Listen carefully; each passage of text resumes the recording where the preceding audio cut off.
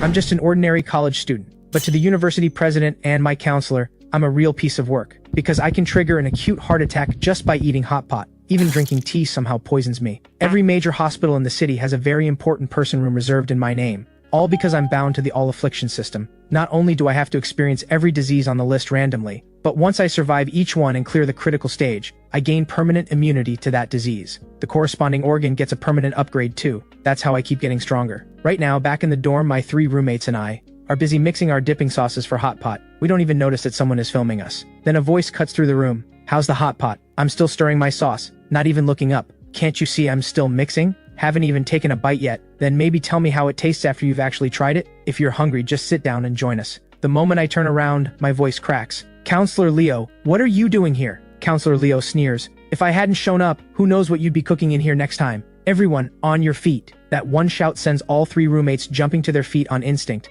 I'm the only one still sitting there, frozen. Ding! Eligible host detected. Binding system now. I freeze for a second. Then pure joy explodes in my chest. It's here! I've finally been chosen. Starting today, I've got to cheat too. System binding complete. Congratulations, host, on successfully binding to the all-affliction system. This system has carefully curated hundreds of diseases for the host. Fractures, malignant tumors, leukemia, heart disease, and more. The host may now select one disease to experience. The smile freezes on my face. My expression shifts from joy to shock, and finally to pure disbelief. Other people's systems hand out money and superpowers. Mine hands me a disease catalog. No response detected. The system will now select on the host's behalf. Congratulations, the host has received acute myocardial infarction. Damn it. This cursed system is actually serious? Every other system out there helps its host grow stronger and rise to greatness. So why did I end up with this piece of garbage? I snap back to reality and look at my counselor. Counselor Leo, this is a beef tallow broth base I brought specially from my hometown, rich and fragrant. Why don't you sit down and have some? Counselor Leo can't believe what he's hearing.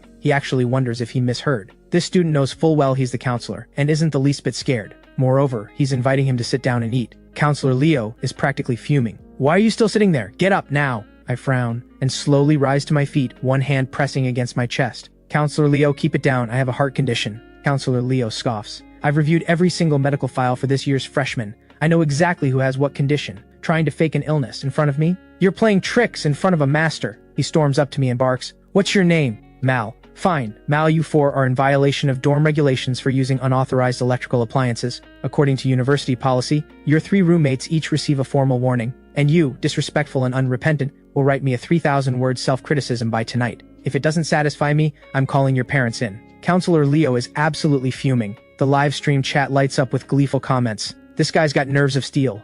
Zero fear in front of his counselor. Did you miss the part where the counselor is about to lose his mind? This guy's gonna get special treatment for the next 4 years. While the chat buzzes, I speak up again. Counselor Leo, can you please lower your voice? I genuinely have a heart condition. My 3 roommates stare at me with pure admiration. Bro, you are committed to this bit. Counselor Leo lets out an exasperated laugh. He reaches out and jabs a finger hard into my chest. You really don't know when to quit, do you? He hasn't even finished the sentence when I suddenly clutch my shirt, my face twisting in pain. In an instant, my face drains to a deathly white, and my lips turn dark purple. I feel all the warmth draining from my body, rushing inward toward my heart. The next second, I black out and hit the floor with a thud. Counselor Leo stands there stunned. Lena and her colleague also go pale with shock. But Lena recovers first. She dashes over and shoves the camera right in my face for a close-up. That snaps everyone else back to reality. Quick, get Dr. Vera. Counselor Leo panics. He drops to his knees beside me, completely at a loss. The live stream explodes. No way. His acting is insane. He just dropped on cue. Heart attack? That's one of the deadliest. Looks like we're waiting to attend his funeral. That comment barely drifts across the screen before my condition worsens.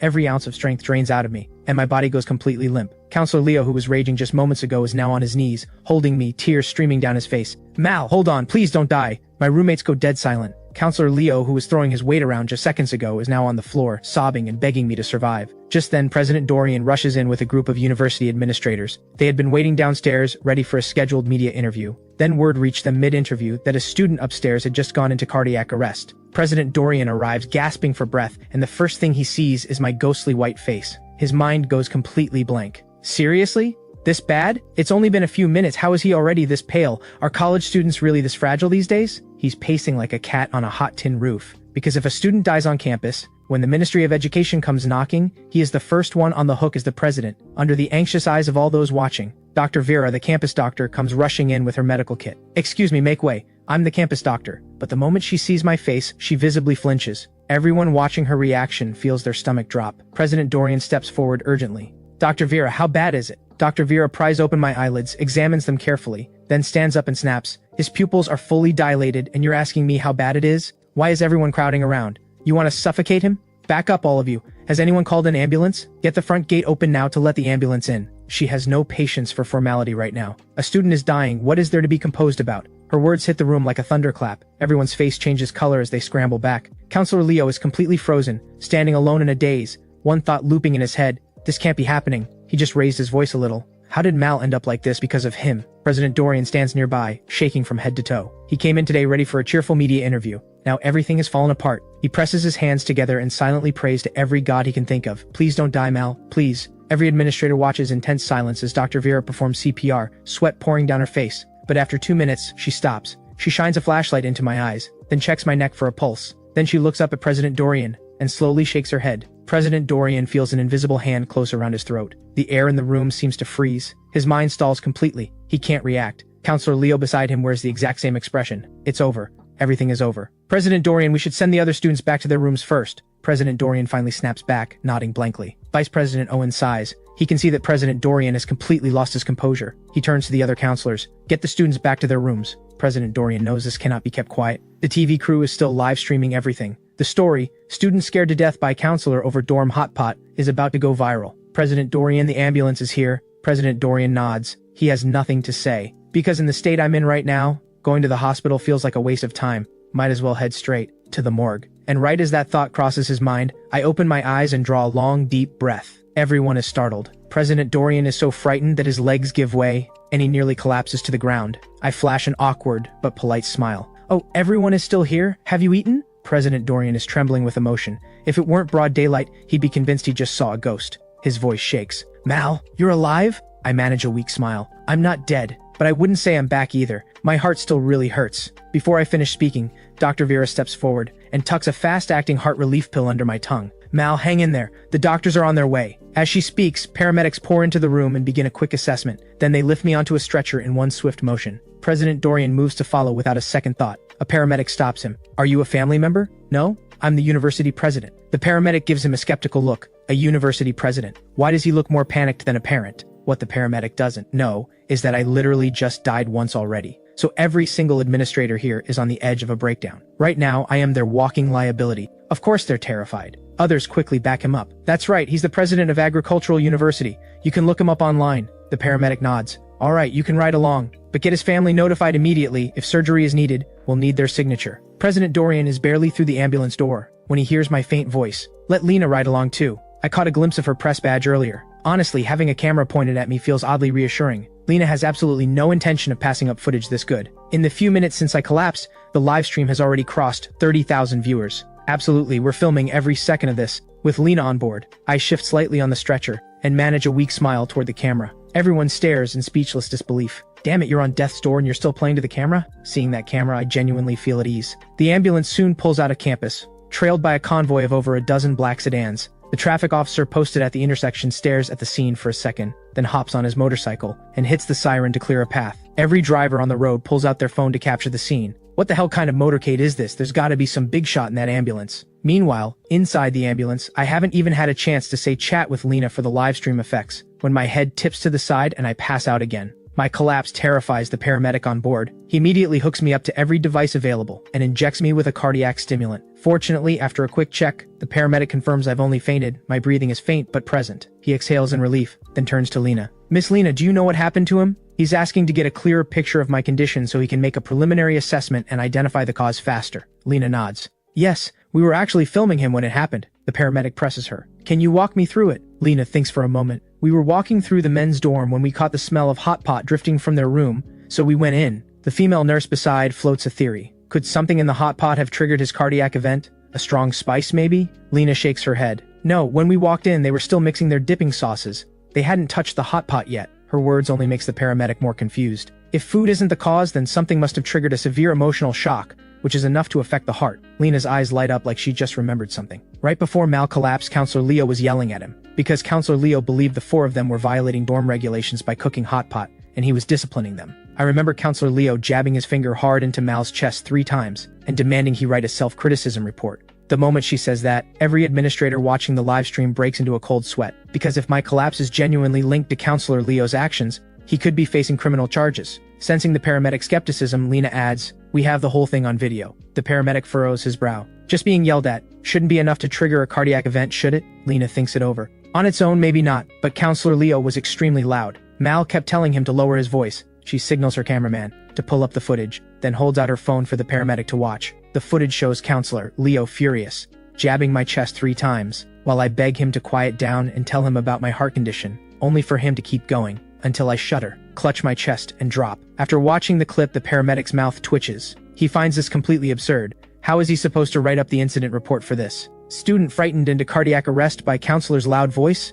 That's ridiculous. Just then, I open my eyes again and regain consciousness. The paramedic leans in urgently. "Mal, you're in critical condition, please don't move." I give him a small smile. "It's fine, I'm just adjusting my pillow, you guys keep talking, don't mind me." I finish speaking, flash a heart gesture at the camera, then my head tips sideways and I'm out again. The comment section erupts. "He's so strong. He was literally just smiling at us. How much optimism does it take to smile through that kind of pain? A kid this good cannot just die like this." Share the stream, get more people watching. The livestream chat goes into a frenzy. Gifts pour in, shares multiply. Within minutes, the viewer count explodes from tens of thousands to hundreds of thousands. Watching the comments flood in, President Dorian's panic only deepens. He feels like he's about to have a heart attack himself. At this rate, today's events are going to trend nationwide. All he can do right now is pray that Mal holds on and doesn't die. With everyone holding their breath, the ambulance finally pulls up to the hospital. The receiving doctors at the entrance are caught off guard by the spectacle. Police escorts in front, a fleet of luxury sedans behind. Director Aldrich, who is standing at the entrance having a smoke, immediately stubs it out and jogs toward the ambulance. Clearly, this patient is going to need his personal attention. "Get him on a stretcher. Alert the surgical team to stand by. Where's the paramedic? Someone brief me now." With Director Aldrich already moving, the senior professors and department heads all rush over too. A nurse who gets elbowed out of the way looks completely bewildered, even the IV drip snatched right out of her hands by one of the senior doctors. A whole group of senior professors wheels me toward the emergency room. Lena and her cameraman follow close behind, capturing every moment. The moment Director Aldrich spots the camera crew, he is even more convinced this patient is definitely someone important. I'm rushed through the doors of the treatment room moments later. Without the doctor's permission, Lena and her cameraman can't follow inside, so they wait in the corridor. "Lena, do we keep rolling?" her cameraman asks. "We keep rolling." Lena's eyes are steady and certain. "Illness and accidents are part of college life too. We can't only show the bright side, we need to show all of it." The cameraman nods to show he has received her message. Indeed, since they started following Mal, the viewer numbers have been climbing non-stop. The university administrators arrive shortly after. "Where's Mal?" "He's in the treatment room, they're doing a full evaluation right now," Lena answers.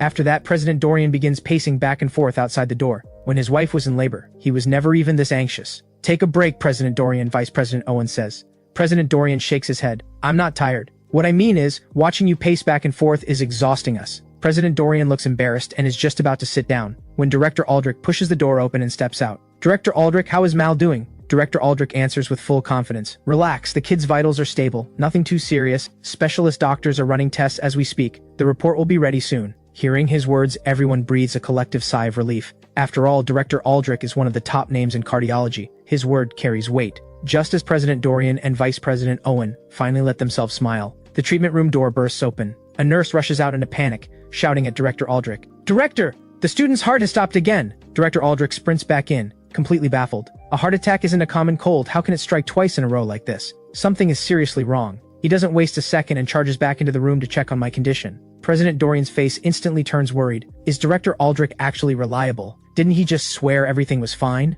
"President Dorian, what do we do now?" Counselor Leo can't sit still. He's just as panicked as President Dorian at this point. President Dorian pats him on the shoulder. "Heaven watches over the good, Counselor Leo. Don't be too hard on yourself." Counselor Leo buries his face in his hands, tears streaming down. "It's all my fault. I shouldn't have raised my voice." Half an hour later, Director Aldrich walks out of the emergency room looking visibly drained. Everyone swarms around him immediately. "Director Aldrich, how is Mal?" Director Aldrich pauses a while before speaking. "Mal has blockages in all 3 arteries, but not simultaneously. They're intermittent, irregular, no pattern at all." He adds quickly, "I know this defies everything in the medical textbooks, but that's the reality, and frankly, I'm at a loss myself." Hearing this, everyone suddenly understands why he looks so exhausted, because a single blocked artery is enough to put a normal person on the critical list. Yet Mal's 3 arteries are taking turns blocking like it's some kind of game. "So Director Aldrich, does the hospital have a treatment plan for Mal yet?" Director Aldrich nods. "Given how unique and critical Mal's condition is, we just held an emergency consultation right there in the treatment room, and we all agreed.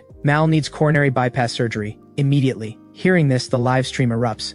Oh my god, this just got serious. They're going straight to bypass surgery. President Dorian speaks firmly. Director Aldrich, the university will cover every medical expense. Money is no object. Give Mal the best of everything. Don't skimp on anything. Director Aldrich lets out a bitter laugh. Skimp? You give me way too much credit. In the worst case scenario, all 3 arteries are blocked. That means we're not doing 1 bypass, we're doing 3. Simultaneously. Everyone sharply inhales at once. Noticing President Dorian's worried expression, Director Aldrich adds reassuringly, "Don't worry, President Dorian. Bypass surgery is major, yes, but the success rate is above 97%. In most cases, it goes smoothly." President Dorian exhales with relief. But the very next second, Director Aldrich's tone shifts. But Mal's blood oxygen saturation is dangerously low, under 70. The probability that he won't make it off the operating table is significant. President Dorian's mind goes blank. Director Aldrich, didn't you just say the success rate is 97%? How is he suddenly not making it off the table? Director Aldrich shifts awkwardly. The surgery itself does have a high success rate, but given Mal's current condition, I'm not sure he can hold on long enough for us to finish.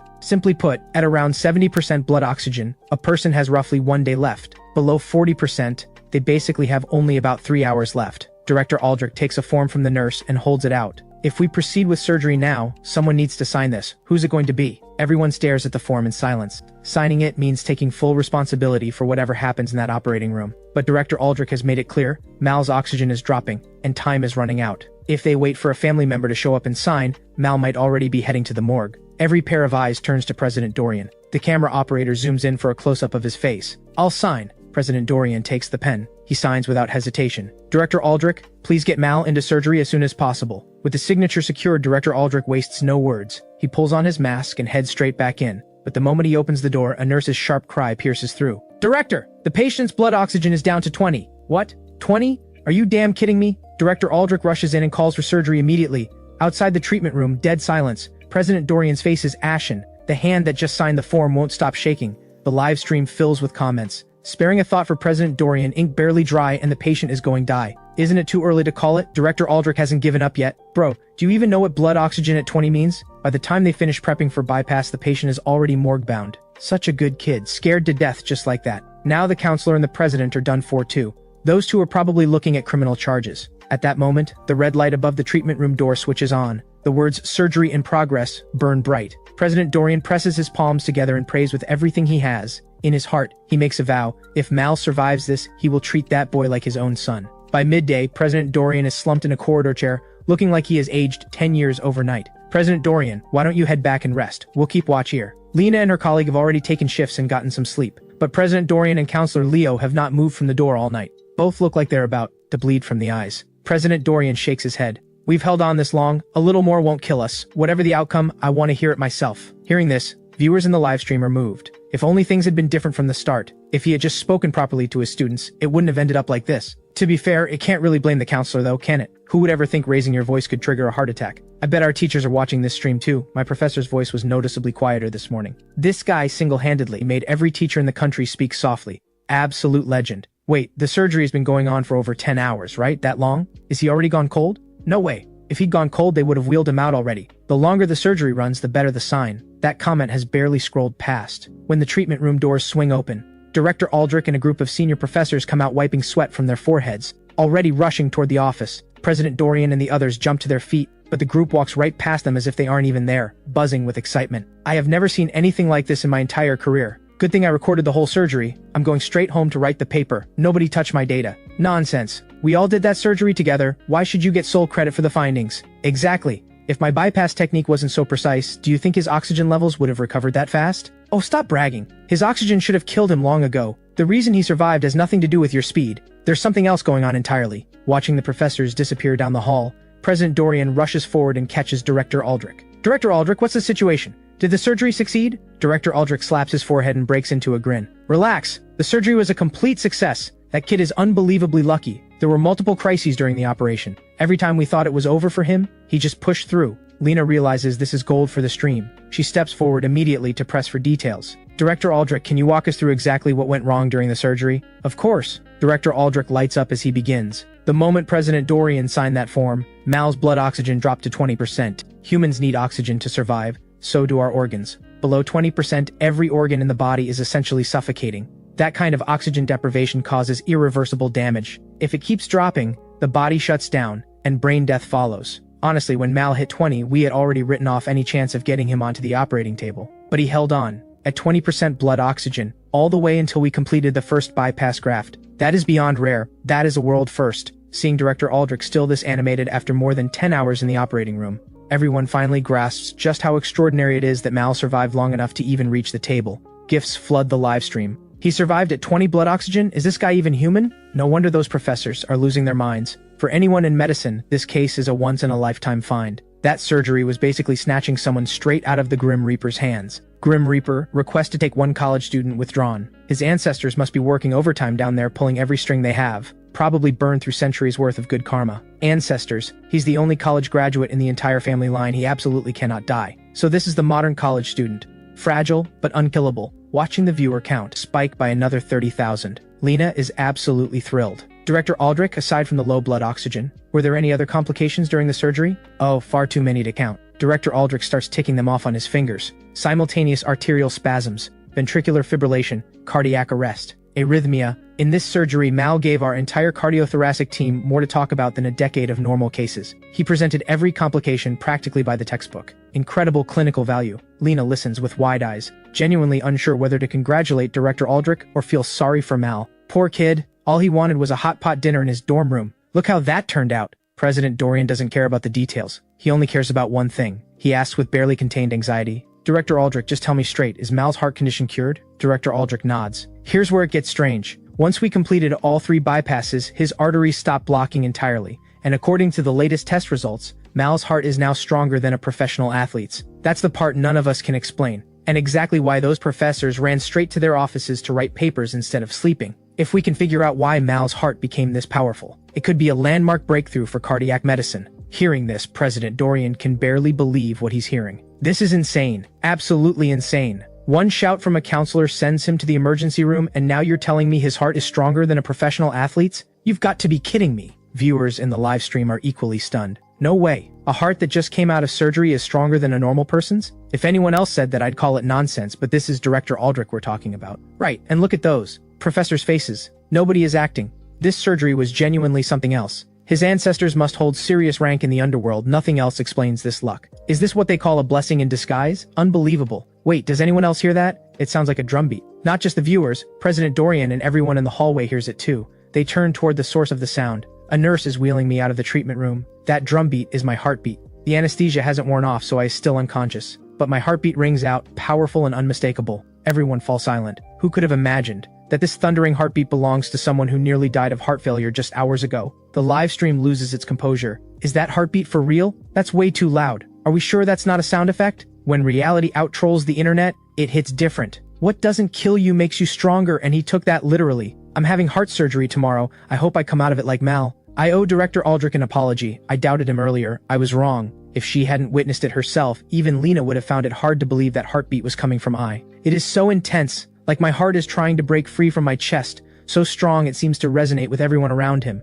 Director Aldrich, is everything really all right? President Dorian asks, still looking worried. Before he was afraid my heart would stop. Now he's afraid it might go out of control. After all, he's the one who signed that form. If anything goes wrong with me, it falls on him. Director Aldrich rubs his temples, exhaustion finally showing. I know what you're all worried about, but trust me, we ran every check possible. Mal is perfectly healthy right now. Now go home and sleep, all of you. If I don't rest soon, I'll be the next cardiac case. Director Aldrich signals the nurse to wheel me back to my room. Meanwhile, at the city television station headquarters, in the main conference room, Director Vance sits through back-to-back program reports from his producers. He flips through the weekly performance data for each show. With every page, his expression gets darker. Hold on. Director Vance cuts off the producer mid-sentence. He drops the question like a hammer. What is the average live viewership for your show? The producer shrinks back slightly. 500. Hearing this number, Director Vance lets out a sharp, humorless laugh. Chasing flavors, factoring in everyone's salaries, costs this station tens of thousands a week. And you're telling me the average daily live audience is 500 people?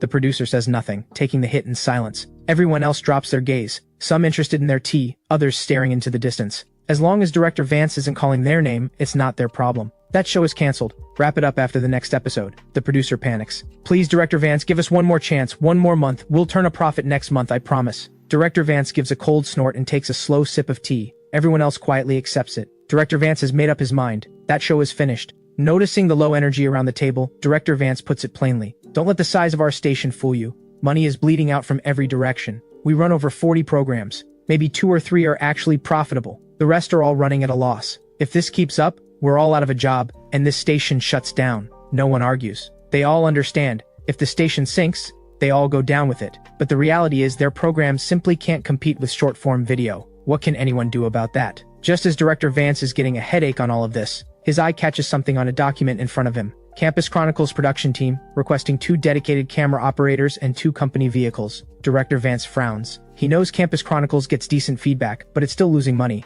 Besides, it's just a show about campus life.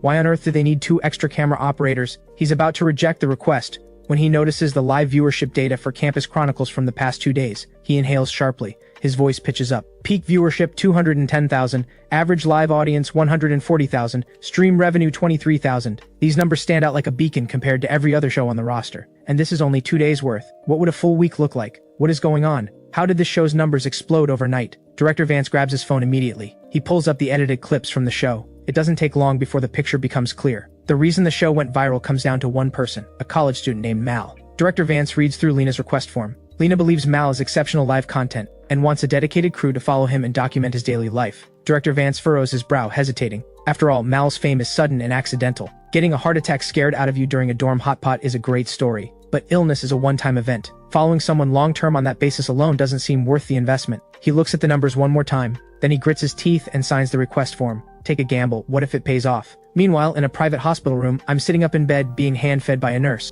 I've insisted more than once that I'm perfectly fine now, but under the firm insistence of President Dorian and Director Aldrich, I'm living the full hands-free, mouth-open lifestyle. Mal, are you really not feeling anything unusual? Lena sits right beside me, microphone in hand, every inch the professional. This morning, Director Vance approved her request. From now on, 3 camera operators follow me full-time, and the live stream runs 24 hours a day. All of this has been agreed to by me personally, including negotiations over live stream gift revenue and other details. Thanks for asking, Miss Lena. I genuinely feel a lot better. My heart doesn't hurt anymore, and I feel light as air. From the moment I woke up, I could feel it. My heart is different now. It is stronger. After all, the heart is the body's central engine, pumping blood to every corner like the engine of a race car. And right now, my heart is probably the strongest heart on the planet. How could I not feel incredible? But before I can enjoy it for long, the system chime rings in my head again. Ding! Congratulations, host. You have successfully survived 1 disease and earned 200 fate coins. A new disease has been prepared for you. Please make your selection. My expression drops instantly. Damn it. This cursed system just never stops. What the hell, does it have an auto matchmaking function? Does it think this is a ranked game? Swallowing the urge to curse the system out loud, I take a careful look at the options on offer. This time, the system presents 3 choices: poisoning, fracture, sudden cardiac death. I go quiet. I've already been through sudden cardiac death. Honestly, it was brutal, even knowing it won't actually kill me. But the pain doesn't get reduced by even a fraction. The feeling of a heart attack happening over and over, that's not something I'm ready to revisit anytime soon. A fracture sounds manageable, but I've sprained my ankle before, and I know that kind of pain is no joke either. Maybe poisoning is the way to go. A fast-acting one, ideally, at least it would be quick. Host has made a selection. Next disease, poisoning. That's it? I stare in disbelief. I at least expected the system to tell me what kind of poisoning, so I could mentally prepare myself. And this counts as a notification? Mal, are you alright? Noticing my expression, Lena assumes my heart is acting up again. I force a wry smile and shake my head. I'm fine, just thought of something a little unpleasant. The words are barely out of my mouth when the door opens and President Dorian walks in with a group of school administrators. Mal, how are you feeling? I sit up quickly, smiling. Thank you for coming, I'm feeling much better. By the way, President Dorian, I heard the school covered my surgery costs. I really should. Before I can finish, President Dorian waves it off. Mal, this happened because the school failed in its duty. That's on us. Every single medical expense will be fully covered by the university. You don't need to worry about a single cent. And this, please accept it. It's a small gesture from all of us. Right in front of the camera, President Dorian places 50,000 yuan in cash directly into my hands. I'm stunned. President Dorian, this is way too generous. Before I can refuse, President Dorian speaks firmly. This 50,000 is a collective contribution from the faculty and staff for your recovery. Focus on getting better, Mal. Don't worry about anything on campus. I'll handle it all. The moment those words land, the live stream fills with envy. This guy just hit the jackpot, a total blessing in disguise. We all thought he was done for, making an enemy of his counselor on day 1. And now the university president is standing guard over him. Unbelievable. You're all just jealous. He traded his life for this. Literally died once for the school. A few privileges from the president is the least he deserves. As long as he doesn't do anything completely over the line, the president will probably look the other way from now on. I didn't expect that getting sick would bring me an unexpected bonus. President Dorian is the university president after all. Most students never cross paths with him more than once or twice before graduation, let alone receiving personal attention from him. I read the room perfectly and respond with genuine sounding emotion. Don't worry, President Dorian.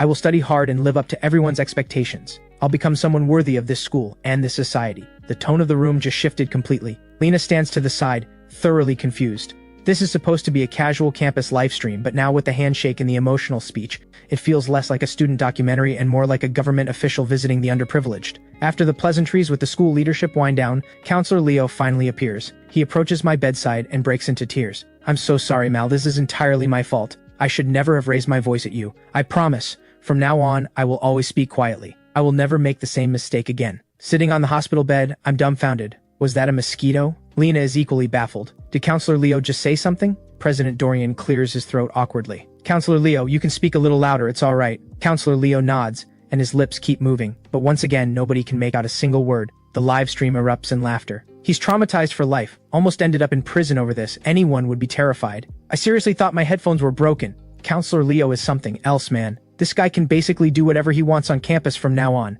The president has his back, and the counselor is going to treat him like a walking liability he has to keep alive. I couldn't hear a word Counselor Leo said, but the general idea isn't hard to figure out. I still save face for him and take the initiative to shake his hand, saying I share some blame too. That he was just doing his job and I understand. Then I slip in a quiet word. By the way, Counselor Leo, the hot pot was entirely my idea. My roommates had nothing to do with it. About those disciplinary notices. Before Counselor Leo can respond, President Dorian steps right in. College students wanting a decent meal is completely understandable. In fact, choosing to cook in your dorm rather than spending money outside shows admirable frugality and a hardworking spirit. Cooking your own hot pot instead of paying restaurant prices, that is a virtue. I genuinely admire that. So I've decided the university canteen will be adding a new hot pot station. Whenever you want hot pot, go to the canteen. No more high wattage appliances in the dorms. As for the disciplinary notices, consider them canceled, but don't let it happen again. I give President Dorian a genuine thumbs up. No wonder this man is a university president. He upholds the rule against high wattage appliances in the dorms,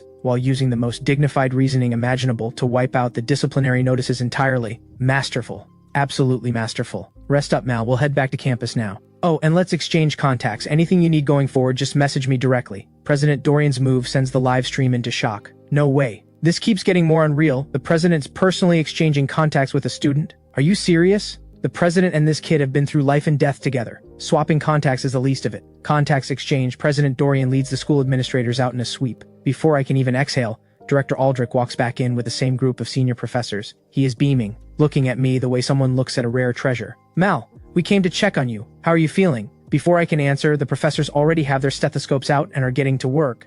I don't know whether to laugh or cry. Are you serious with this politeness? Just listen to that heartbeat, so powerful. And look at this wound, it's healing so fast. One of the senior professors even grabs my wrist to take my pulse. After all my years studying traditional medicine, I have never felt a pulse this strong. I let out a helpless sigh. Another one has lost it. The other professors swarm in at once. I desperately call out, Director Aldrich, are you really just going to stand there? I'm getting overwhelmed here. Hearing this, Director Aldrich finally strolls over with a grin and starts ushering the professors out. All right, Mal is still recovering. Stop crowding him like that, you'll give the poor kid a fright. Having missed her chance to feel my heartbeat firsthand. A female professor pushes up her thick-framed glasses with a look of pure disappointment. Everyone out. I'd like to have a word with Mal. The professors shuffle out reluctantly, each one looking back every few steps. Director Aldrich, just say whatever you need to say, I can take it. Seeing my serious expression, Director Aldrich laughs. Relax, I'm not here to hand you a critical condition notice. I'm here because your body is unlike anyone else's. Have you noticed? My heart sinks. Oh no, they've figured it out. They're not going to slice me open and study me, are they? But Director Aldrich's expression is completely serious.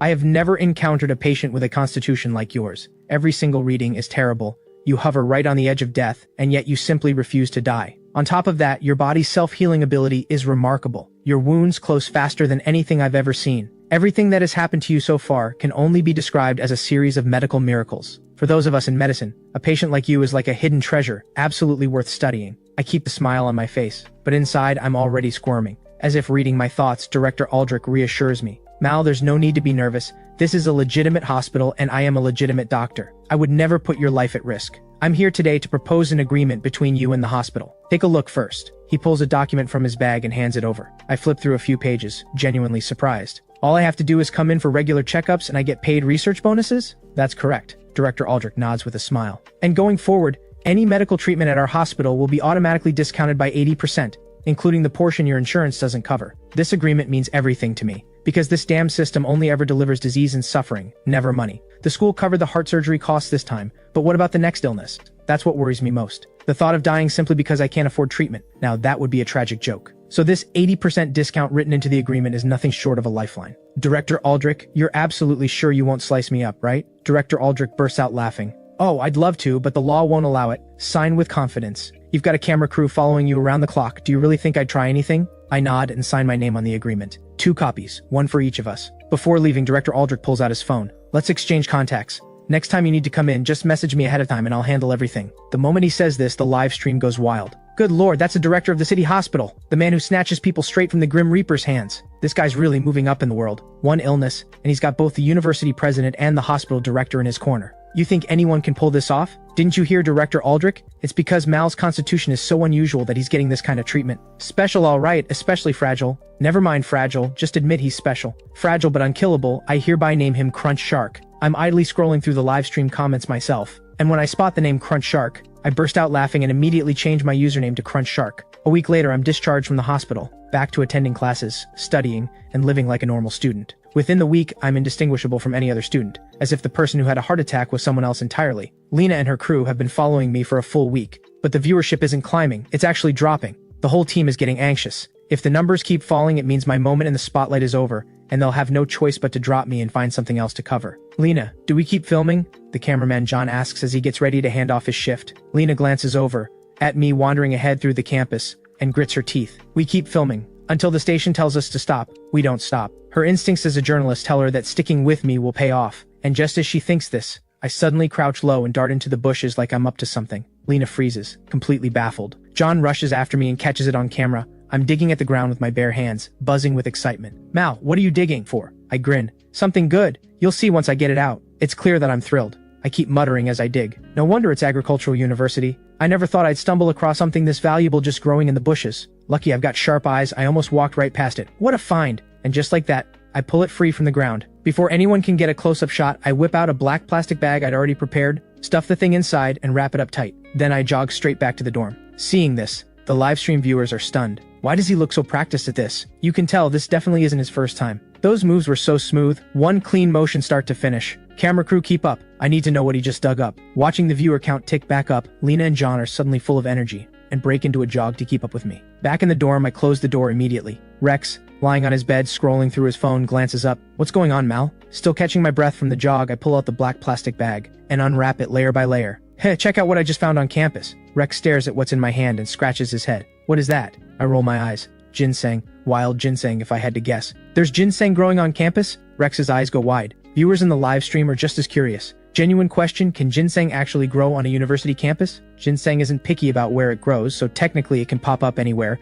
but finding it in campus bushes? That's wild. I'm calling scripted. Bro, this is Agricultural University. Anything is possible. Fair point, depends on whether any upperclassmen have a ginseng research project. Someone might have planted it in the bushes as a shortcut and Mal just stumbled onto it. Haha, reminds me of that story where a freshman picked some vegetables from the field to eat, and it turned out to be a senior's year-long research project. Moment of silence for that senior. At Lena's signal, John moves in close and gets a tight close-up shot of the thing. And honestly, it really does look exactly like ginseng. I carry it over to the sink with a grin and rinse off the dirt. Once it's clean, it looks even more convincing. Rex sits up on his bed. That kind of ginseng must be worth a lot, right? I remember my dad bought one of these as a gift last year, tens of thousands for a single root. I explain. It really depends on the variety. Farm ginseng won't run you that much, but if it's wild ginseng, now that's a beautiful price tag. Rex's eyes light up. So you just hit the jackpot? I grin. Nothing major, just a little windfall. As I say this, I pull a small knife out of the drawer. Rex immediately panics and tries to stop me. What are you doing? That thing is worth tens of thousands, you're going to eat it? I give him a speechless look. Have some ambition. When you find something good, of course you enjoy it yourself first. I'm not going to cut the whole thing up though. Just a few of the root hairs to steep in hot water.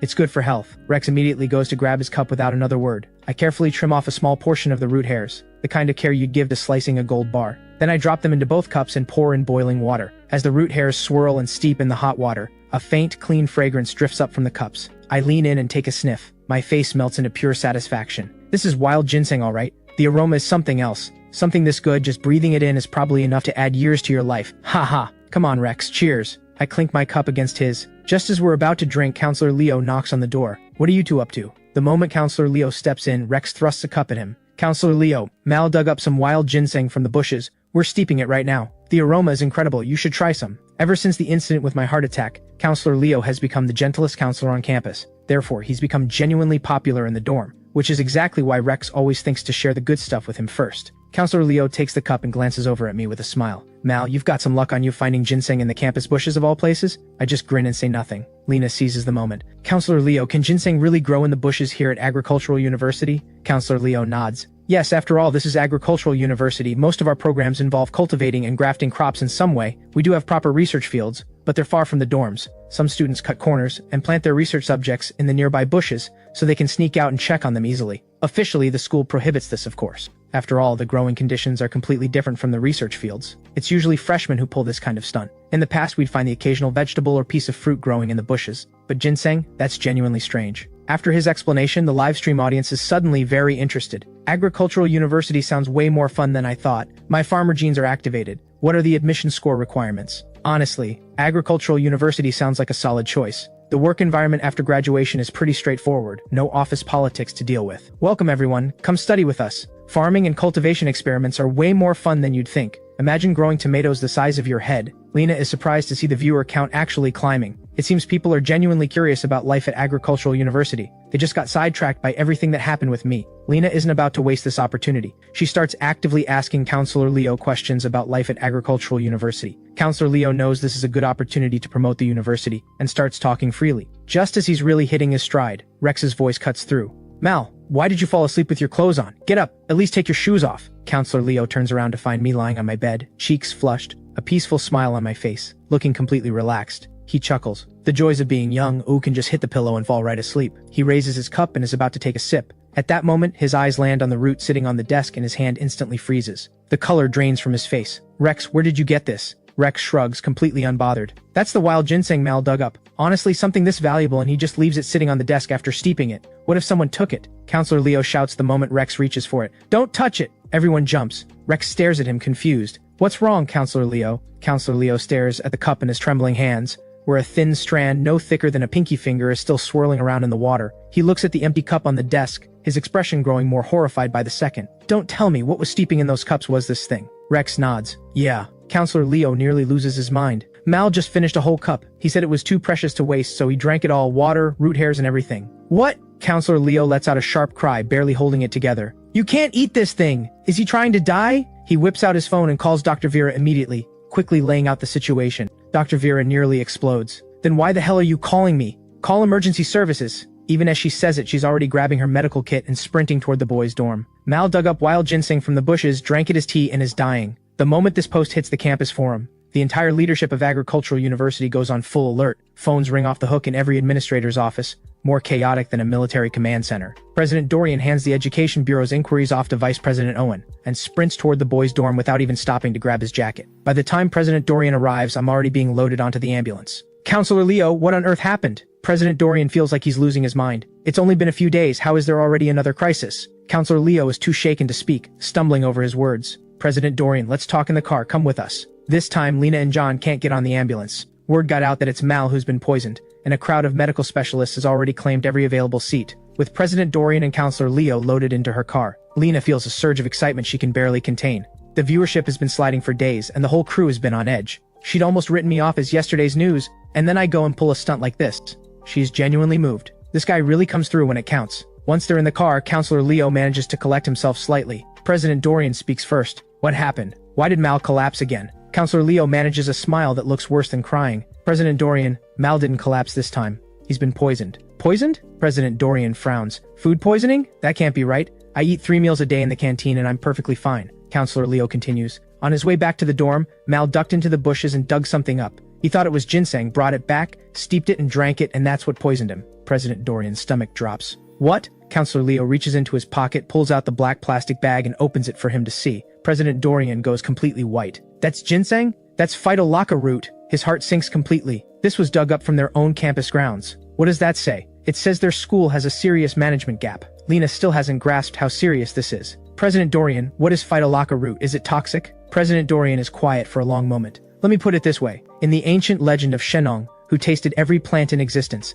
this was the last one he ever tasted. Everyone in the car inhales sharply. None of them expected the backstory on this plant to be quite so dramatic. The live stream erupts. That's our Mal going straight for hell difficulty. I just looked it up. Phytolacca root is severely toxic. More than 7 grams can be fatal. What Mal swallowed must have been way over that limit, right? Absolutely over the limit. He steeped it first, which fully releases the toxins, then drank it all. Complete absorption. No wonder Counselor Leo looked like he'd seen a ghost. How is that any different from drinking straight pesticide? And what about President Dorian? Like his face looks any better right now? The way you're all talking, is Mal actually gone this time? Don't panic. Have faith in Mal, he survived a full-blown heart attack. A little phytolacca root is nothing. The ambulance pulls up to the hospital, where Director Aldrich is already waiting with department heads from every ward. The moment I'm lifted off the stretcher, the senior professors immediately take over from the nurses. Where's the school doctor? What's the situation this time? Dr. Vera jogs up to Director Aldrich and reports with full deference. Director Aldrich, Mal ingested phytolacca root by mistake. The moment she says it, every doctor present does a double take.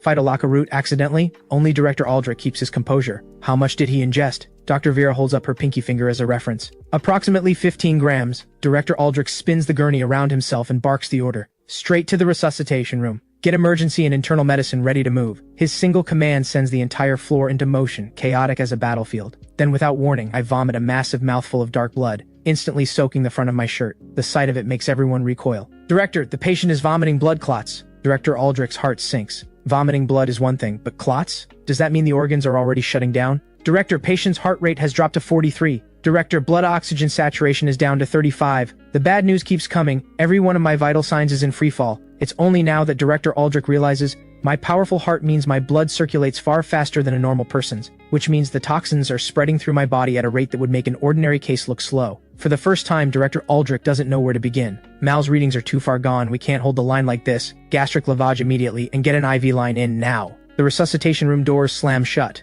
but the image of an entire medical team in a frenzy is already burned into everyone's memory. The live stream mood darkens noticeably. This one feels serious. Did you see that blood? That was terrifying. It's the plant that finished off Shenong himself. What did anyone expect? I used to work in a hospital. Honestly, with most toxins, once they spread through the body, you're at the mercy of fate. The basic approach is to flush out whatever hasn't been absorbed yet. If it's already in the bloodstream, all you can do is hope your immune system handles it. It's that bad? I thought once you got to a hospital they could just give you an antidote. You've watched too many dramas. Poison is one of the most brutal things out there. Most of the time there is no specific antidote. Look up Declorvos sometime. That stuff is genuinely beyond saving. And the worst part is it gives you time to regret it without giving you any chance to act on it. The live stream viewership spikes to 300,000. A new record. But this time, Lena and the crew aren't feeling the excitement they expected. They'd initially assumed it was minor, get me to the hospital and everything would be fine. Now they understand how serious it actually is, even more dangerous than the heart attack. They want the viewership, but not like this. Not off someone suffering. Counselor Leo and President Dorian are carrying the same weight. Counselor Leo in particular, his eyes are so swollen from crying they're barely open. This used to be a powerfully built, iron-willed man, and yet within just a few days I've nearly driven him to the edge. He really has it rough. 3 hours later, the resuscitation room doors open and I'm wheeled out. President Dorian and Counselor Leo rush over immediately. How is he, Director Aldrich? Director Aldrich smiles. The procedure was a complete success. All toxins have been fully cleared from Mal's system. All he needs now is some rest. Hearing this, everyone exhales at once. Then they all stare at me with the same odd expression. That was severely toxic phytolacca root. He steeped it and drank it and he's still alive? This makes no sense. Absolutely no sense. The live stream is equally stunned. No way. I was sure he was done for. How is he okay? 3 full hours of emergency treatment and you're calling that okay? This guy is something else. In and out of hospital every few days with serious conditions every time. Whatever he did in a past life, he's really paying for it. Fragile but unkillable. His ancestors must have connections with every single judge in the underworld. Ancestors. He's the first college student in 18 generations of our family. He absolutely cannot die. Reading through the comments, Lena finally laughs out loud. Even though my poisoning was a genuinely terrible accident, watching the comment section go wild has somehow eased her nerves. Of course she hasn't forgotten her job. Once I'm wheeled into the ward, she steps up immediately. Mal, how are you feeling right now? I smile at the camera. I feel great actually. Slept really well. Everyone stares at my grinning face with complete disbelief. You have no idea you just walked to the edge of death and back, do you? You think you were just taking a nap? Lena gently breaks it to me. Mal, what you dug up from the bushes wasn't ginseng, it was phytolacca root. Severely toxic. I respond casually, completely unbothered. Really? So it wasn't ginseng after all. Well, it was great for sleep, best rest I've had in a long time, honestly. Lena is speechless again. How does she even interview someone like this? He refuses to follow the script. She had planned to guide me toward a moment of reflection, get me to acknowledge how serious it was, and say something like, I really regret it. Finally, she gets serious and offers a proper piece of advice, reminding netizens not to just shove anything they see into their mouths. However, I have zero regrets, and I'm calling the deadly plant a great sleep aid. Lena, are you okay? Do you have a stomachache? Lena waves it off. No, I just thought of something unpleasant. Mal, just lie back and rest. The doctor says you need to rest. Okay, I comply without hesitation, lying back and closing my eyes. I look like I've fallen asleep, but inside I'm buzzing. I never expected the poisoning task to be this straightforward. I had mentally braced myself for agony. Instead, I just felt a little drowsy. Lay down, closed my eyes, and when I opened them again, it was done. No wonder ancient emperors called poison a granted death. Going out that way really is far less painful than most alternatives. Mal, are you resting? Can I get you something to eat? I can order delivery. I open my eyes to find President Dorian and Counselor Leo standing at my bedside. The once iron-tough Counselor Leo has eyes so swollen from crying he looks like a completely different person. President Dorian, once so full of energy, now has visible gray at his temples and looks years older. I feel a pang of guilt. I'm sorry, President Dorian, I've gone and done it again. President Dorian cuts me off with a wave. Mal, what are you saying? You haven't let us down. If anything, we've let you down. I blink. Huh? President Dorian beckons, and Counselor Leo immediately produces a thick envelope and a certificate. Right in front of the camera, President Dorian places both the envelope and the certificate into my hands. Mal, if it weren't for you, we would never have discovered such a serious gap in the school's management. Planting herbs and plants in the campus bushes has been prohibited time and again, and yet so many students still treated it as a non-issue. But after your poisoning, I immediately mobilized the entire faculty and staff for an emergency safety awareness campaign across the school. Mal, the impact has been remarkable. Fine, so I accidentally eat Phytolacca root and the school turns me into #1 example of what not to do. I look down at the certificate. It reads, fearless in the face of danger, tested the poison with his own body. Even with my thick skin, I feel my face go hot. How embarrassing. I accidentally poisoned myself out of sheer curiosity, and now, with President Dorian's spin, I'm somehow a contributor to the school's safety culture. President Dorian, I really don't deserve this award. Nonsense. What do you mean you don't deserve it? President Dorian says with complete conviction. If you hadn't put your life on the line as a warning to every student on this campus, who knows how long this dangerous habit would have continued. Mal, don't worry about a thing for now. Just rest and recover. The school will cover every expense. Now that's what I like to hear. With those words I can relax. Looks like my medical bills are covered again. Just as I think President Dorian is wrapping up and heading out, his eyes suddenly go red, and tears start rolling down his face. The sudden shift leaves everyone stunned. What is he doing now? He places a hand on my shoulder and speaks directly to the camera with deep emotion. What many of you may not know, Mal is an orphan. He studied with everything he had and earned his way out of a welfare institution entirely on his own. I only found out this morning from the records office. Mal, from this day forward, Agricultural University is your home, and I am your elder. I really have nothing to say. He's even more shameless than I gave him credit for. I've barely been in this hospital a day and he's already building a PR campaign around me. As expected, experience always wins. No, I need to find a way to get something out of this. I'm not letting him use me for free. I'm calculating my next move, but to Lena, it must look like I've sunk into quiet sadness. Her nose stings and she covers her mouth, tearing up. Such a poor kid, not only fragile and constantly ill, but an orphan on top of it all. The livestream comments section detonates. The rope always snaps at the thinnest part. Misfortune always finds the ones who can least afford it. I noticed it before. Mal's smile is bright, but there's always been something a little sad behind it. Turns out my gut was right. Poor kid. I can't do much to help, but I can like and share. I thought I had it bad. Turns out he has it worse. Hang in there, man. It'll get better. Reading through these comments, I'm even more confused. How did I suddenly become a tragic protagonist? I'm not even crying, so why is everyone else? Lena holds up the microphone and interviews President Dorian while fighting back tears, her voice cracking the entire time. She wipes her eyes more than once when she thinks no one is looking. President Dorian speaks with steady conviction. Given Mal's particular circumstances, the school has already submitted an application to the Ministry of Education for a special hardship scholarship on his behalf. Mal, you can rest easy, and so can everyone watching, even if the Ministry of Education doesn't approve it. Our school will fund it out of its own pocket. Mal will be taken care of. The live stream floods with comments the moment he finishes. May good people always be blessed. This president is a genuinely good man. Agricultural University is a genuinely good school. I've been watching since the very beginning. This president really is something else. His hair has gone gray over Mal's situation. You rarely find a school leader this responsible anymore. Does anyone know his name? I want to write a letter of commendation to the Ministry of Education. His name is President Dorian. You can find his profile online. Reading through the stream of praise directed at himself, President Dorian can't suppress the upward twitch of his mouth. Good. Mission accomplished. With this many viewers singing his praises on record, even if the Ministry of Education sends someone down to investigate, he's well insulated. President Dorian pats my hand and shifts naturally into a warm, caring smile. Mal, life may be full of hardship, but after every storm comes the sun. Focus on your recovery. Agricultural University will always be your strongest support. I manage a thin smile and nod to show I understand. This old fox is something else entirely. After seeing President Dorian and Counselor Leo out, the naturally emotional Lena starts crying even harder. The way she's looking at me is exactly how she'd look at a stray dog on the side of the road. I know she means well, but this really isn't necessary. It gets to the point where a nurse comes in to change my drip and hears Lena sobbing before she even opens the door. The nurse assumes something has gone wrong with me again and nearly screams. She ends up having to ask Lena to step outside and compose herself first. Before I can even catch my breath, Director Aldrich walks in with a few doctors in tow. Mal, how are you feeling? A little tightness in my chest, I answer. Chest tightness? Director Aldrich frowns. That shouldn't be happening. The toxins should be fully cleared from your system. I sigh. It's nothing. I just thought of something sad and it made my chest feel heavy. The live stream viewers assume I'm thinking about my tragic backstory and flood the stream with gifs, but the real reason I feel heavy is because the system just pinged me again. This damn system truly never gives me a moment's peace. Director Aldrich smiles and offers some encouragement. Try to look on the bright side of things, don't get stuck in a spiral. Take this poisoning, for example. It's a terrible thing, but through monitoring your body's response, we've gathered an enormous amount of valuable research data.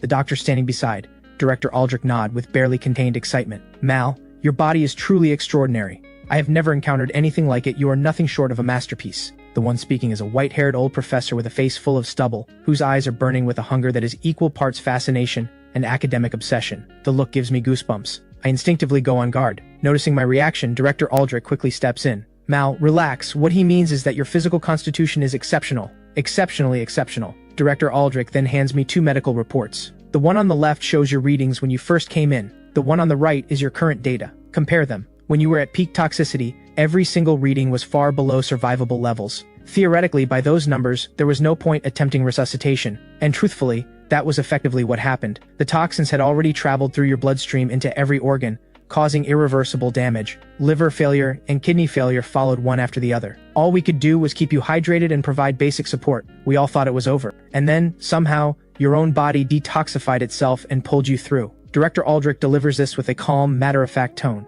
But the live stream viewers have already painted the picture in their heads. Is Director Aldrich saying they basically didn't do much and Mal just survived on his own? No way. How is that even possible? How is he not dead? That's how poisoning works. Unless there's a specific antidote, once the toxin spreads through the body, all you can do is rely on the liver to detoxify it. That's why the first thing to fail when someone is poisoned is always the liver. It's the organ responsible for breaking down toxins. Once the liver goes, the person goes. This is wild. So while Mal was just sleeping, his immune system was in there absolutely going off? After hearing Director Aldrich explain it like that, I finally understand why these doctors keep looking at me the way they do. Good thing we live in a society governed by law, otherwise I might genuinely end up on a dissection table. Director Aldrich, so what brings you here exactly? Director Aldrich smiles and slides a few documents toward me. We'd like to access your monitoring data from your hospital stay and run a few additional tests. This involves your personal medical information, so we'll need your consent and cooperation. These are the cooperation documents. Take your time looking them over. If you agree, we'll transfer a research fee of 100,000 yuan immediately upon signing. 100,000. I'm genuinely moved. Not only is he not slicing me open, he's paying me 100,000 yuan on top of it. What a man. I pick up the documents and read carefully. It's a habit I've always kept. No matter how trustworthy the person handing me a contract might be, I always read every word. In a society governed by law, a verbal promise and a written contract are two very different things. Only after confirming there are no issues do I sign. The moment I finish signing, Director Aldrich slides a white card across to me. I stare at it blankly. What's this? This is the White Dragon card from the Medical Alliance, valid nationwide. With this card, all your medical expenses can be billed to an account first. If your checkup results and other data prove to be valuable medical reference material, your medical expenses will be fully waived, and you may even receive additional bonuses. The livestream can't stay calm after hearing this. No way, that card sounds insane. Is that the legendary All-Access Pass? This is way beyond an all-access pass. A card that lets you build to an account means Mal's personal profile and case history will be shared across the network. Every hospital in the country will effectively be at his service. Funny, I get the opposite feeling. Seems more like he's serving every hospital in the country. The viewers aren't wrong. The reason Director Aldrich is giving me this card is precisely because of my unusual constitution, fragile yet unkillable. For an ordinary person, this would be a curse. But for people in medical research, I am the most perfect walking specimen they could ever hope to find. Alright Mal, I'll leave you to rest. Take good care of yourself. Documents in hand, Director Aldrich leaves the room. Lying in bed, I can't shake the feeling that I've been taken advantage of again. But honestly, it's not a bad deal. At least I never have to worry about medical bills again. For the next 2 days, I just eat and drink at the hospital like everything is perfectly normal. During this time, Director Aldrich arranges several checkups and blood draws. Every single time the results come back, he and the professors go into a frenzy of excitement. Unbelievable. Absolutely unbelievable. His body has developed antibodies against phytolacca root toxin. Director, should we have him ingest a small amount of phytolacca root again just to test it? Yes, Director, if the antibodies are confirmed, this could be a landmark breakthrough in medicine. Director Aldrich glances at me, and I can see the temptation flickering behind his eyes. The human body contains a vast genetic library of potential antibodies. According to research, antibodies against virtually every known pathogen exist somewhere in this library. It's simply a matter of finding them in time.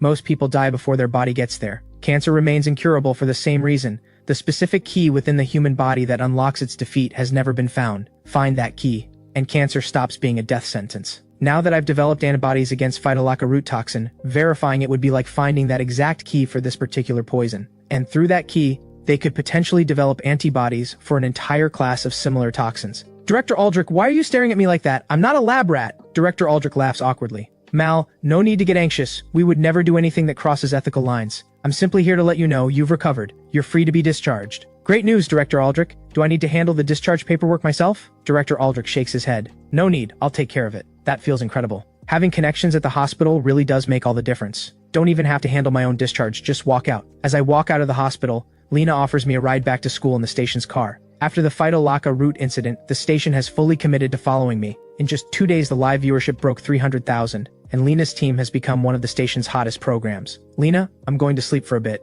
I say this, settle into the passenger seat, and close my eyes. At that moment, the system notification pings in my head again. Ding! Congratulations, host. You have successfully survived one disease and earned 100 fate coins. A new disease has been prepared for you. Please make your selection.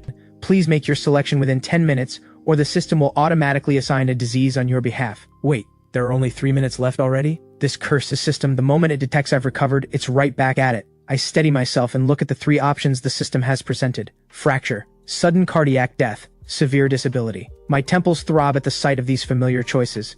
I've already been through poisoning, so that option is gone, replaced by severe disability. The other 2 remain exactly as before, which means a disease slot only refreshes after I've survived the one that was there before. Could this system be any more inhumane? Just as I'm thinking this, a new interface pops up in my mind, the Fate Store. The moment I see it, I light up. Now we're talking. All that suffering can't be for nothing. There has to be some kind of reward. I enter the Fate Store and browse the inventory. One look and I'm floored. This store has everything. With enough Fate coins, I can theoretically exchange for anything. I check my balance. 200 Fate coins. Well, this is embarrassing. I can only afford the cheaper items for now. Then something catches my eye. An item called Healing Serum. That sounds interesting. I tap to view the details. Healing Serum. Upon use, all treatment received in the following 1 hour is enhanced by 10 times its normal effectiveness. Exchange price, 50 Fate coins. I get it. With this serum, my recovery time gets compressed, and I can get out of the hospital faster. That makes it genuinely useful. Some diseases involve treatment processes that are agonizing. Shorten the process and you shorten the suffering. That's good enough for me. Alright, I'll take it. Payment confirmed. Congratulations, Healing Serum successfully exchanged and placed in your inventory. With the Healing Serum confirmed in my inventory, I feel myself relax. I look back at the 3 options and settle on severe disability. It has to be better than sudden cardiac death. Host has made a selection. Next disease, severe disability. Reading the notification, I feel a knot of unease in my stomach. The system didn't specify what kind of disability. It can't be too extreme, right? Just as that thought crosses my mind, a loud bang comes from outside and the car jolts to a stop. I open my eyes just in time to see a man in a face mask charging toward the car and slamming his fist against my window. I've never encountered anything like this before. Are people really this volatile these days? Lena is startled too and instinctively locks the doors. Then she pulls out her phone to call the police. Noticing me staring straight at the man, Lena assumes I'm frightened and quickly tries to reassure me. It's okay. I'm calling the police right now. Let's just stay in the car and wait. She says it to comfort me, but she's just as on edge herself, because the man outside is escalating fast. He starts hammering the car window. Just the sound of the glass rattling under his fists tells you how hard he's hitting. Then he starts yanking at the door handles, kicking the side mirror. He is an absolute maniac. John has had the camera trained on the man the whole time. Through the lens it's clear, he was the one who tried to cut into the lane illegally. Lena didn't yield, and now the man lost it completely. The viewers in the live stream immediately erupt. What is wrong with this guy? He's the one who violated traffic rules. How does he have the nerve to act like this? People like this exist everywhere, but I've never personally seen someone this unhinged before. The way he launched off that car door, absolutely furious. I can't stop laughing. The camera crew inside the car is at a loss. They assumed he'd bang on the window a couple of times and that would be it. But he just keeps escalating, like he's been injected with pure adrenaline. I'm actually entertained. I did not expect to walk out of the hospital and straight into something like this. When I reach for the door handle, Lena grabs my arm in a panic. Mal, what are you doing? I smile. He looks pretty worked up. I'm going to go calm him down. Lena stares at me like I've lost my mind. You just said he's worked up and you still want to go out there? You'll get hit. Listen to me. Stay in the car. We wait for the police. Please. Of course I don't want to. Ignoring her attempts to stop me, I push the door open and step out. The live stream goes wild. He just walks straight out to face him. What a guy. Youth and impulse. A dangerous combination. The way that guy is right now, this is definitely going to get physical. Exactly, Mal's body is in no shape for a fight. He's not going to win against that man. Everyone is holding their breath for me, but I'm perfectly calm. Road rage? I've just never had the chance to deal with it before. Today's the day I put his bad habit to rest. The man didn't expect a young guy to actually get out of the car. He strides up to me and jabs his finger in my face, unleashing a torrent of abuse. Do you people even know how to drive? If you can't drive, take the bus. Stop coming out here and causing problems for everyone. This is my brand new car. I just picked it up. You've turned it into a write-off. Perhaps worried the man might actually throw a punch, a woman quickly gets out of the car too. Unlike the man, this woman appears considerably calmer. She walks a slow circle around the car first, then speaks in a tone dripping with condescension. Young drivers today really have no standards at all. I have to wonder how they even got their license. Did they just skip the test entirely? Forget it, Adrian. There's no point talking to a kid like this. What does he know? Young man, pay us 40,000 yuan and we'll call it even. We're not looking to make things difficult for you. The live stream floods with comments instantly. The audacity of this woman. A scratch on the bumper, and she's demanding 40,000 yuan? These two are cut from the same cloth, clearly raised without manners. He's all rage, she's all scheming. Get Mal back in the car. I'm stressed just watching this. There's nothing to be gained talking to people like this. They're the ones who broke the rules and now they want to settle it privately. That woman is calculating. I haven't said a word the entire time. Just standing there smiling at them. My smile is making them uneasy, but the unease quickly curdles into anger. What does this kid think he's playing at? Is he laughing at them? Adrian snaps. What are you smiling at, punk? Keep smiling and I'll gouge your eyes out. The woman called Faye has had enough too. What is wrong with you? I'm having a perfectly civil conversation with you and you just stand there grinning at us. What exactly is that supposed to mean? They've left their car in the middle of the road and are pointing in my face. It doesn't take long before passers-by start gathering. At first the onlookers can't figure out what's going on, but someone who saw the whole thing starts explaining, and the picture quickly becomes clear. The crowd immediately takes my side. You two have some nerve? You're the ones who illegally cut into the lane, and you're standing there yelling at him? Exactly, and he's just a kid on top of it. You are being way too unreasonable. With the crowd turning on them, the couple finally loses whatever composure they had left. Faye drops all pretense and starts making a scene. Do any of you actually know what happened? Look at you all playing the hero. Don't think being in a crowd makes you right. He's not leaving this spot until he pays. The situation keeps escalating. Lena and John get out of the car. The moment Faye sees John with the full-size professional camera on his shoulder, she freezes for a second. Then she explodes. Why is that thing pointed at me? Do you know what portrait rights are? Turn it off right now! Lena tries to explain calmly. Please calm down. We're with the city television station and we're currently live streaming.